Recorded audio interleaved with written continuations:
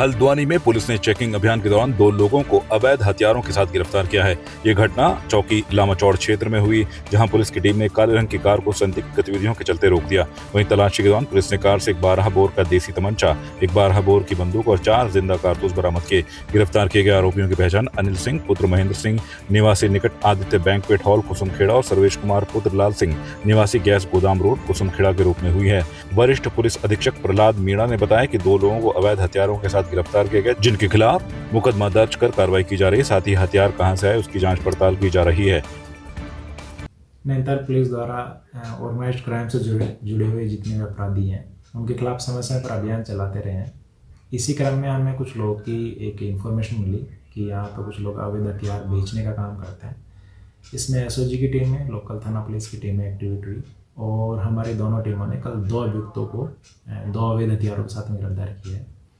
इनसे पूछताछ में उधम सिंह नगर और उत्तर प्रदेश के कुछ क्षेत्रों से हथियार लाना और यहाँ नैनीताल जिले में बेचना पाया गया है। इनमें से 1-2 अभियुक्त हैं, उनका कुछ पॉलिटिकल पार्टी से भी कनेक्शन जुड़ा हुआ जो है संज्ञान में है। इसमें भी जांच की जा रही है कि ये लोग किसके संरक्षण में इस तरह कार्रवाई की जा रही है।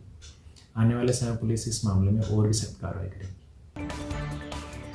मसूरी के सर्वे ग्राउंड में कोल्टी क्रिकेट क्लब ने 5 दिवसीय कॉस्को क्रिकेट प्रतियोगिता का आयोजन किया है, जिसका उत्तराखंड क्रिकेट एसोसिएशन के पूर्व अध्यक्ष जोत सिंह गुंसोला ने शुभारंभ किया। इस मौके पर आयोजक मंडल के सहयोग से कराई जा रही प्रतियोगिता की सराहना की गई। उन्होंने कहा कि इस प्रकार की खेल प्रतियोगिताओं के माध्यम से मसूरी और आसपास के खिलाड़ियों को अपनी प्रतिभा निखारने का मौका मिलता है।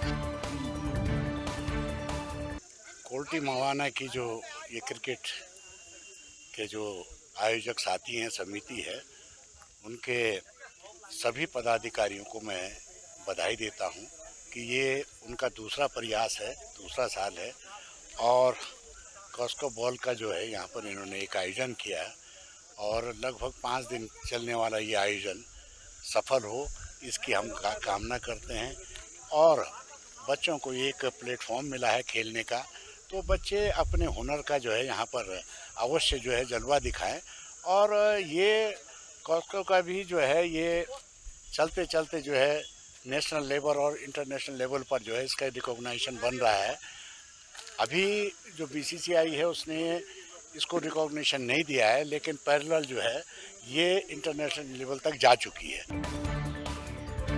पूर्व पालिका अध्यक्ष मनमोहन सिंह मल्ल ने कहा कि मसूरी में खेल मैदान के अभाव से मसूरी और आसपास के खिलाड़ियों को काफी दिक्कतों का सामना करना पड़ रहा है। उन्होंने कहा कि सरकार की अनदेखी के कारण भिलाड़ू स्टेडियम का निर्माण नहीं हो पा रहा है, जबकि उनके कार्यकाल में उत्तराखंड खेल विभाग को निःशुल्क में भिलाड़ू क्षेत्र में कई एकड़ भूमि खेल मैदान के लिए दी गई थी, परंतु 9 साल के बाद भी खेल विभाग भिलाड़ू स्टेडियम का निर्माण नहीं करा पाया है, जो कि दुर्भाग्यपूर्ण है।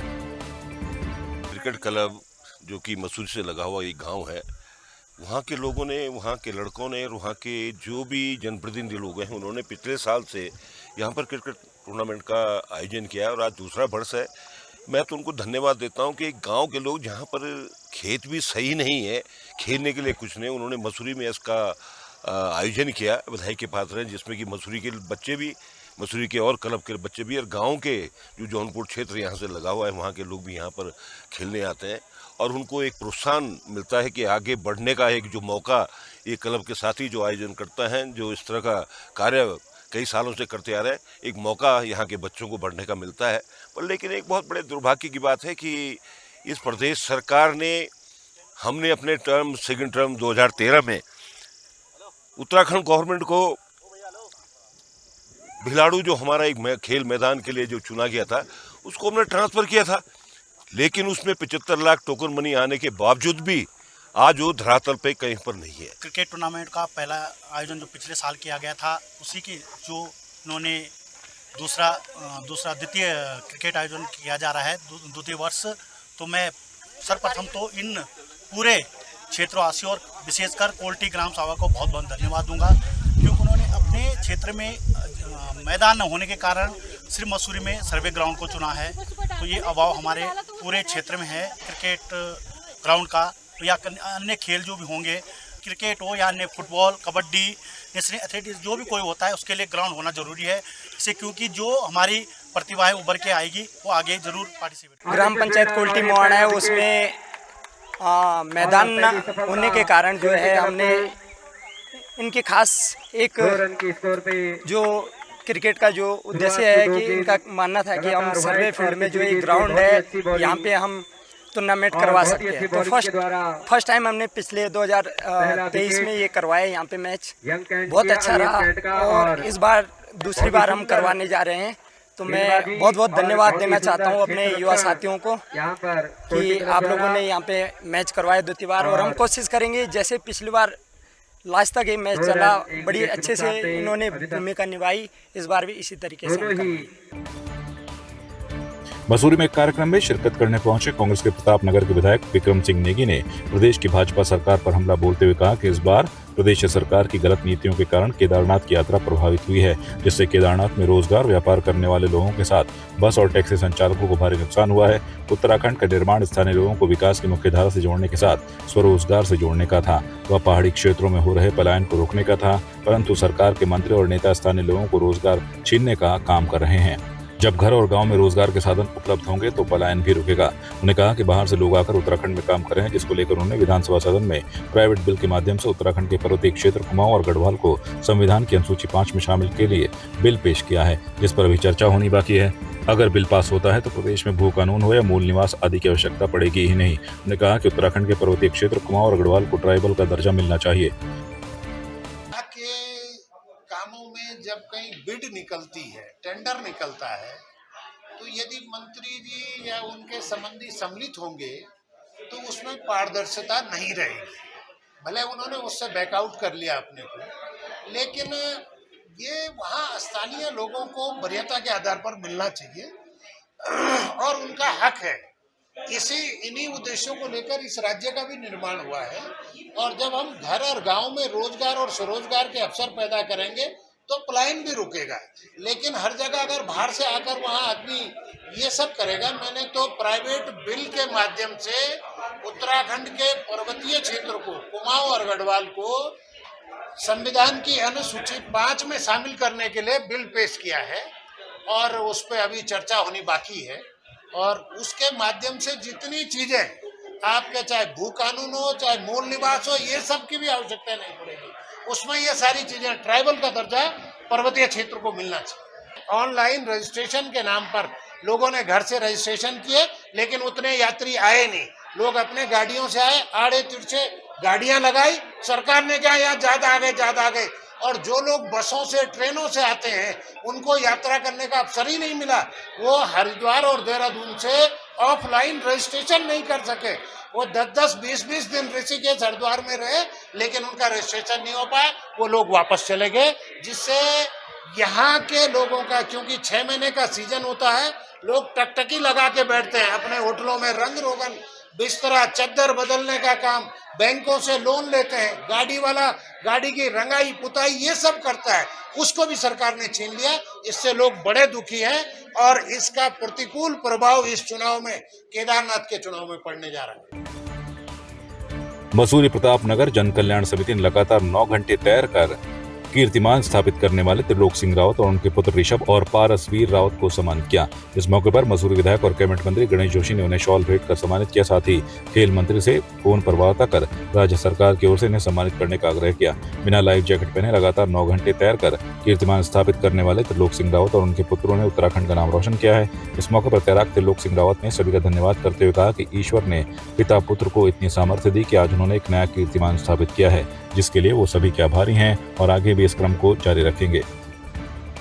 त्रिलोक सिंह जी, उनके दोनों बच्चे ऋषभ और पारस, जिन्होंने बिना लाइफ जैकेट के 9 घंटे तैरकर 18 किलोमीटर लंबे झील को पार किया है, एक कीर्तिमान स्थापित किया है, उनका सम्मान प्रतापनगर जन कल्याण समिति मसूरी द्वारा किया गया है। और मुझे बड़ा आश्चर्य हुआ कि 2021 में इन बच्चों ने, इन लोगों ने ये काम किया था। क्या कारण रहा कि राज्य स्तर पर इनको सम्मान नहीं मिला? मैंने अभी यहीं से खेल मंत्री जी से बात की है, क्योंकि उसका एक प्रक्रिया है, उसकी वीडियो रिकॉर्डिंग और जिला अधिकारी से हम प्रस्ताव लेकर मेरी पूरी कोशिश होगी कि जो सम्मान इनको मिलना चाहिए, जो नहीं मिला, उसको दिलाने का भरोसा मैंने इस मंच से दिया है और मेरी पूरी कोशिश होगी, क्योंकि वास्तव में जो काम इन्होंने किया है उसकी जितनी प्रशंसा की जाए उसके लिए जितने भी शब्द कहे जाएँ कम हैं। मैं त्रिलोक सिंह जी को, उन्हें दोनों बच्चों को अपनी ओर से शुभकामनाएं देता हूं, बधाई देता हूं। ये टिहरी बांध की झील ये अभिशाप की जगह वरदान साबित हो सके, उसके परिणाम आने शुरू हो गए। इन बाप बेटों ने 2021 में कोटी कॉलोनी से मूठना गांव तक, उसके बाद इन्होंने 22 में कोटी कॉलोनी से और स्यासू पुल तक, और इस समय कोटी कॉलोनी से चिन्याली सोड़ तक ये 18 किलोमीटर लंबी दूरी है और ये 9 घंटे तक पानी में रहे। इसलिए इनको बधाई है। राज्य सरकार को चाहिए, क्योंकि हम ऐसी विषम भौगोलिक परिस्थिति के लोग हैं, हमारे बच्चों में अद्भुत प्रतिभाएं हैं, इनको मौका और अवसर मिलना चाहिए।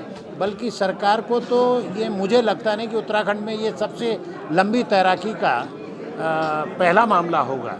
प्रतिभा किसी परिधि में बांधी नहीं जाती और प्रतिभा इतनी मजबूत होती है कि उसको अवसर मिलने चाहिए, प्लेटफॉर्म मिलना चाहिए।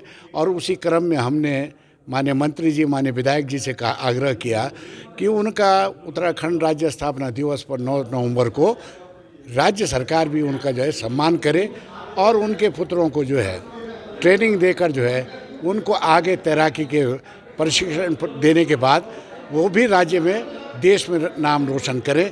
यही आग्रह हमारा था और यही भावना सब लोगों की थी। तो मैं इसके लिए अपने साथियों का और आए हुए सभी अतिथियों का हृदय से धन्यवाद करता हूँ। मैं सबसे पहले धन्यवाद करना चाहूँगा इस मसूरी प्रतापनगर जल कल्याण समिति की पूरी टीम का, उनके अध्यक्ष बड़े भाई गुनसोला जी का हृदय से और अपने परिवार की ओर से उनका हार्दिक आभार व्यक्त करना चाहूँगा। और जैसा कि आपने पूछा कि पिता पुत्र, बड़ी प्रसन्नता होती है और यह हर किसी को नसीब नहीं होता कि जो प्रतिभा पिता के अंदर हो वह पुत्र के अंदर भी आए। मैं अपने आप को बहुत बड़ा सौभाग्यशाली समझता हूँ। इसमें भगवान भोलेनाथ, मेरे पिता माता पिताओं का बहुत बड़ा आशीर्वाद है कि उन्होंने, उस प्रभु ने मुझे यह सौभाग्य प्राप्त कराया कि मेरे दोनों बेटों के अंदर भी यह प्रतिभा दी। आपकी इस पर क्या राय है, हमें कमेंट कर जरूर बताएं। इसके साथ ही आप हमारे YouTube चैनल को सब्सक्राइब कीजिए। आप हमें Facebook, Instagram, Twitter पर फॉलो भी कर सकते हैं और संवाद 365 के साथ एक क्लिक में जुड़ने के लिए डाउनलोड कीजिए संवाद 365 ऐप।